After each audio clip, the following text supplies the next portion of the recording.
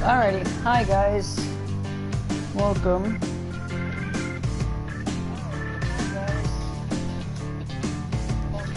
Just trying to make sure this is up and running.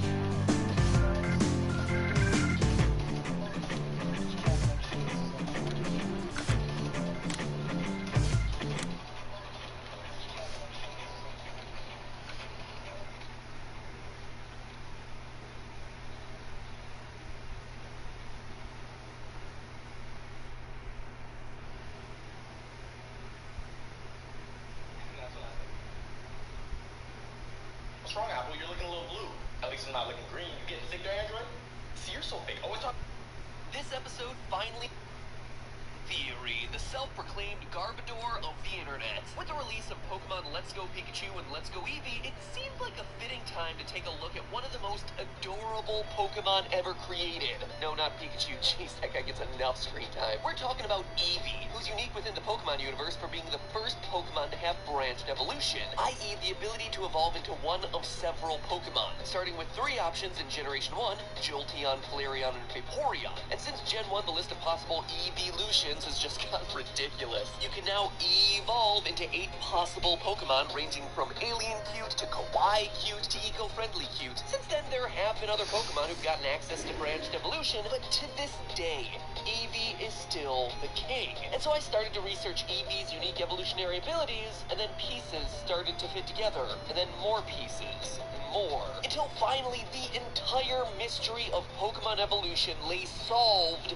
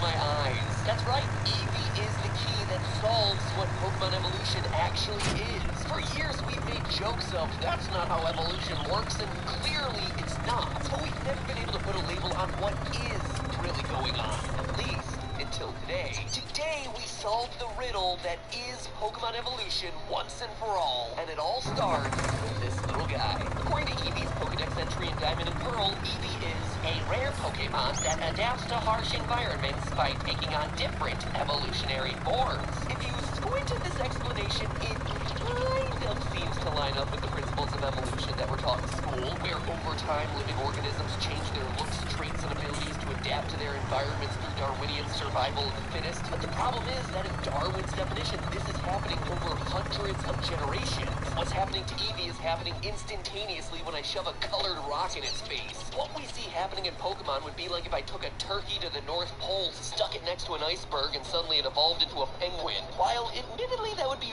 really cool, and judging by how desperate Game Freak seems to be for new Pokemon ideas sometimes, it wouldn't really surprise me for a Penki or Turgwin to be in Gen 8. It's just not the way things happen in nature. So evolution alone isn't explaining how Eevee's physical changes are happening. But believe it or not, there is, in fact, a scientific explanation for Eevee, which is good because I like Eevee and we already wrecked too many nice video game characters on this show. It's called epigenetics. Epigenetics is something that you don't usually get into unless you're majoring in this stuff in college. So all you younger viewers really need to blow your teacher's minds when you drop this knowledge bomb in the middle of your lesson about Punnett squares. Those are so like 4 years ago on this show. So what is epigenetics? At its core, it's essentially the phenomena by which animals are born with one set of genes, but potentially have parts of their DNA that are locked at birth and can later be unlocked by certain things happening in the environment. If that sounds weird, think of it this way. You have a ton of DNA in your body, 2.9 billion base pairs. But not all that DNA is working all at the same time.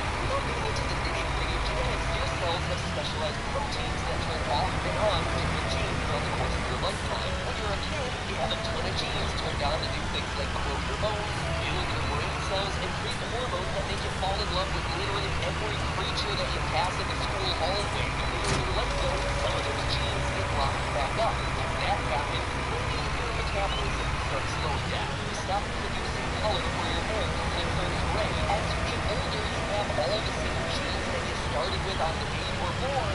How you look is depending on which ones are turned on and off. Epigenetics. Right now, like the Oliver has blonde hair, but Steph and I have brown hair. So should I be worried about Steph's relationship with the milkman? Is Steph cheating on me? Of course not. So, Steph, that's cheating on me. Oh yeah, that's what no, what's really going on here is that right now, most of the genes in Oliver's system that produce melanin, which turns your hair brown, are turned off, like way off. Just like my dad, when I was a kid, as he gets older, those genes get activated, and his hair will turn brown just like ours. His physical traits will change as his genes turn on and off. Now, with animals, what epigenetic researchers have discovered is that some animals will be born with one set of genes that potentially have parts of their DNA that can be unlocked by certain triggers in their environment. A great example of this are honeybees.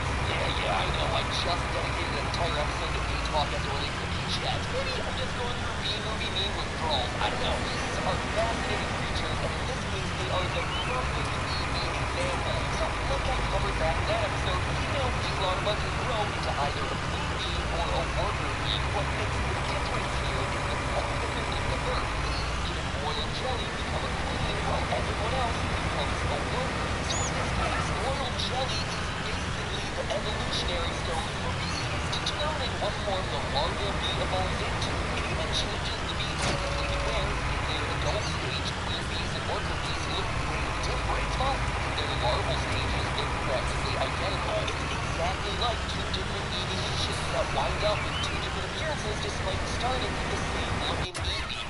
Queen and worker bees didn't start off as genetically different, but differences in their environment, royal jelly, or lack thereof, led to wildly different gene expression. And bees aren't the only place in nature where this happens. Another medium example happens to be a bee moth, which has a gene which changes the purpose of these two lines are genetically very similar birth, but due to differences in nutrition, they have very different gene expressions. With one having a gene expression that causes it to become obese and have lighter fur. Same DNA sequence, different phenotypes, all due to environmental factors. In humans, it isn't just hair color either. Case in point, diabetes. Specifically, type 2 diabetes. We're often told two things about diabetes that seem in direct conflict with each other. First, that diabetes is a genetic disease. If your parents and grandparents had it, well, it's more likely to be passed down to you. But also, second, that poor diet and lack of exercise can be a cause of diabetes. So then, which is it? Is it a genetic thing that you're born with, or is it a condition that you develop from eating one too many solo Vermonster challenges at Ben & Jerry's? That is a dangerous prospect, by the way. Do not try to do a solo Vermonster. Oh, Vermonster, you are so good. That's so dangerous. The answer is it's both. You might inherit a genetic potential for diabetes that's part of the DNA sequence that you're born with, but that diabetes may only get unlocked if you have the bad diet. And if you maintain a good diet, well, you might never have to suffer the diabetes that was encoded into your genes, as those genes remain turned off. On the other hand, someone without a genetic predisposition for diabetes might never get it, no matter how many Big Macs they eat on the reg. And this kind of epigenetics perfectly lines up with what we know about Eevee. In order to become a Vaporeon, for example, a Pokemon not only needs to be exposed to a specific environmental factor, in this case the Water Stone, but also needs to have the right DNA sequence. Your Pikachu ain't gonna turn into a Vaporeon no matter how many Water Stones you chuck at it. That's because Pikachu wasn't born with the genetic potential to become a Vaporeon. Well, Eevee was. You need both the genetic component, being born as an Eevee, and the environmental component, the Water Stone, to produce the epigenetic result, Vaporeon. And where this whole thing starts coming together is when you stop and think about what doesn't change here. The DNA sequence that you were assigned to at birth. It remains the same. It's the thing that doesn't change when these genes are being expressed. Epigenetic changes will cause you to gain or lose certain characteristics, but you'll still always remain the same species. A queen bee and a worker bee are always just going to be bees. No matter what the fur coat looks like, that agouti mouse is always going to be an agouti mouse. As strange as it might seem, that stay the same species thing is actually the case for Eevee. Sure, exposure to a thunderstone will cause an Eevee to turn yellow and grow spiky quills and also somehow gain the ability to attack its foes with electricity, but if you leave it in a daycare with another Pokemon that loves it very, very much, it won't lay a Jolteon egg, it lays an Eevee egg. While Eevee and Jolteon might have different entries in the Pokedex, in biological terms, they appear to be the exact same species. The DNA sequence between the Eevee and the Jolteon has stayed the same. The only thing that's changed is what parts of the DNA sequence have gotten turned on. No matter how Eevee quote-unquote evolves, when it comes time to reproduce, it's always going to lay an Eevee egg. Sylveons don't lay Sylveon eggs, Flareons don't lay Flareon eggs. They don't pass their phenotypic traits on to their offspring. But what they do pass on is the genetic potential to express those phenotypic traits. Sure, there are a few exceptions to this, like how Rosalia can give birth to either another Rosalia or the tiny Badoo based on whether it's holding a rose incense. But this also ties in with another part of epigenetic theory, which is natal conditions, the conditions of the mother during pregnancy, and how it can affect their offspring. You know how pregnant women aren't allowed to do stuff like smoke or drink alcohol? Well, it's because those substances change the environment for the developing baby, just like a change in the environment for Eevee or a queen bee. This one is just happening before the baby is actually born. In the case of alcohol, a change in the baby's environment can cause birth defect. Just another name for a change in the gene expressions of the baby. Really bad changes in the gene expression of a baby, but still, that is what it refers to. Basically, from the second you have genes, you can have epigenetic differences based on your environment. And here's where it starts to get crazy when you apply it to Pokemon, because epigenetics goes way beyond just the evolutionary family. This issue of the egg actually unlocks the evolution of practically each and every Pokemon across all of these games. What we've been calling Pokemon evolution for literally decades is simply just epigenetics. Take a look at any other Pokemon. Charizard, for instance. If Charizard was a true evolution of Charmander, when you bred two Charizards together, you would be able to get another Charizard, because animals don't regress backwards in evolution. Having two Charizards get together to produce a Charmander egg would be the equivalent of breeding two cats together and getting yourself a saber-toothed tiger egg, since at some point cats evolved from saber-toothed tigers, which would be the most awesome pet ever, but it's not the way genetics works. What this all tells us is that the basic DNA of that Charizard is still just a Charmander. Turning into a Charizard is only the gene expression inside that Charmander changing. Certain genes from being scary fire through the Dragon Buster got themselves turned on, and the environmental trigger that did it wasn't a stone, like an Eevee's face that appeared. Sadly, it was the gene's force to battle a lot in order to level up. Now this is where all the pieces start to come together. See, we can force into stressful situations, like a fight to the death, or I suppose a fight to the faint is exactly the kind of thing that can affect the methylation of your genes, and in turn affect how your body develops. Studies conducted on lab rodents demonstrate how exposing rats or mice to stressful and threatening situations can affect the phenotype that their genes express. According to research done at Columbia University in New York, where rats were exposed to aggressive social interactions, i.e. a much lamer version of a Pokemon battle, in situations where the rodents were repeatedly defeated by larger, more dominant mice, some animals responded to the challenge by becoming more threat avoidant, which is a reasonable survival strategy. But another strategy was to rise to the occasion by becoming stronger and more threatening, almost like they were leveling up and gradually becoming stronger, unlocking more and more of their genetic potential. Epigenetic theory even goes so far to explain why it's so hard to find upper-tier, higher evolutionary forms of Pokemon out in the wild. Why is it so hard to find a Blastoise swimming around, or a Venusaur tromping through the grass? Well, there are costs to being big. Bigger beasts need to carry a lot more weight, meaning that they need to have proportionally stronger legs, need a lot more food. There's a reason why there's so many more termites and ants in the world than elephants and rhinos. But if a wild Squirtle is just gonna live a peaceful existence out at sea, having a small body that requires less food to maintain is actually gonna be a lot more evolutionarily advantageous. However, if that Squirtle suddenly finds itself caught by a trainer and forced into a battle for its survival, or a battle for its trainer's glory and status on a regular basis, then what becomes most important is how good of a baller it is, making evolution into a war portal and eventually Blastoise the single best way to ensure its chances of survival. It was the environment being captured and forced into battles by trainers that forced the genes for giant turtle mech animals to turn on inside a Squirtle, when in the wild, those sorts of genes would largely need to go unexpressed. They don't need them to survive. It's epigenetics in action. So there you go. You are now equipped to go around obnoxiously correcting your friends when they talk about Pokemon evolving. You could say something like, well, actually, Pokemon simply alter their phenotypic gene expressions through epigenetic signaling in their environment. And congratulations, no one will know what it means but you and me and all the other loyal theorists out there. But in the process, what we'll all understand is that what we've unlocked here today is a real biological principle that not only fits with what we observe in the Pokemon universe, but also fits the real models of how animals are born with unexpressed traits that can unlock when they encounter specific factors in their environment. It might seem pretty fantastical when you use a leaf stone to turn into a Leafeon, but it's no different from an agouti mouse growing yellow fur because of the nutrition it received. And it was all thanks to this little guy. Let's go Eevee, indeed. But hey, that's just a theory. A game theory. Thanks for watching. Quick reminder, Game Theory merch is still available. Order now and you'll get it in plenty of time for the holidays. It is the softest and warmest collection of hoodies, pajama pants, and hats that you could ask for. Link is going to appear on screen right now.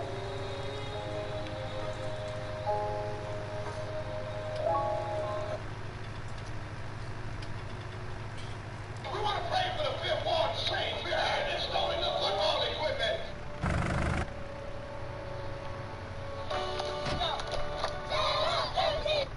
Chalk up another victory on the Game Theory win sheet. With the release of Bendy's last chapter, all my theories were put to the test, and it looks like we were overall pretty darn right, at least for the things that Mealy wasn't purposely misdirecting us on. Allison and Thomas were indeed revealed to be perfect Alice and Cyborgs. Human souls are indeed used to power the ink machine, and most importantly of all, we totally called that Joey Drew would be revealed to be the true identity of Monster Bendy. And he wasn't, that he's just this old dude in his kitchen and Bendy's this mindless ink monster. Give me a few minutes, it'll all make sense to you, because this is the end of Bendy the Ink Machine.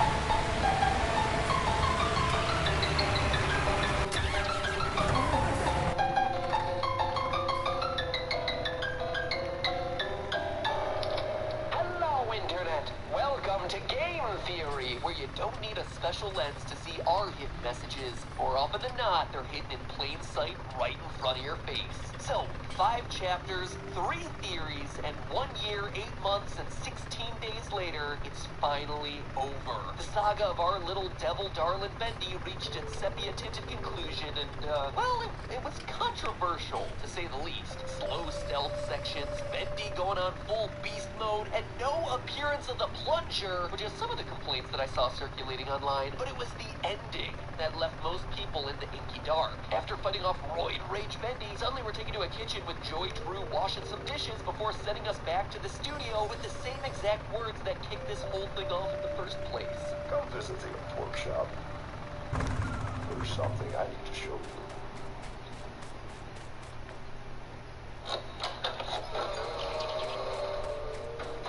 All right, Joey. I'm here.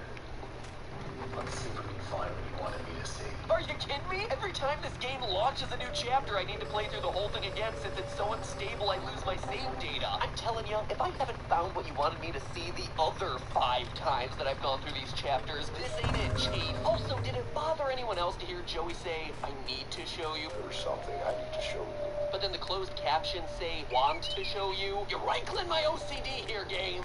Anyway, I don't think it's an understatement to say that this was far from the ending the series had been leading us towards, understandably causing frustration to gamers who'd spent the better part of the last 2 years theorizing about this game's mysteries. So today we're gonna dive down to the inky depths and add some color to a finale that most people found a bit sketchy. Let's begin. First things first, it's important to establish that the events of the game never really happened. At least, not literally, like we played through them. Yep, it's one of those, where everything is symbolic, like a dream theory, coma theory, or in this case, a story theory. You see, the game tries to leave it open to interpretation, revealing in the endgame letter that repairman Thomas Connor is a bit miffed that someone stole his invention, the ink machine, only to show us a few seconds later, after the credits, that it's in Joey Drew's house. So could it all have been real? Yeah, it could have, but it's not very likely. That's why the entrance to Joey Drew Studios is attached to the kitchen, why there's this dramatic visual shift when we're entering the real world. The game designers are trying to tell us through aesthetics that the studio isn't reality. This hallway with the 6 posters. Hey! I'm up here. I'm doing fine. Where's the little one?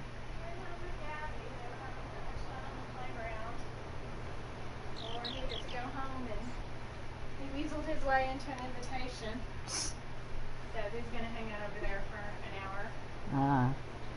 House farming simulator. It's doing fine. Let me stop this real quick.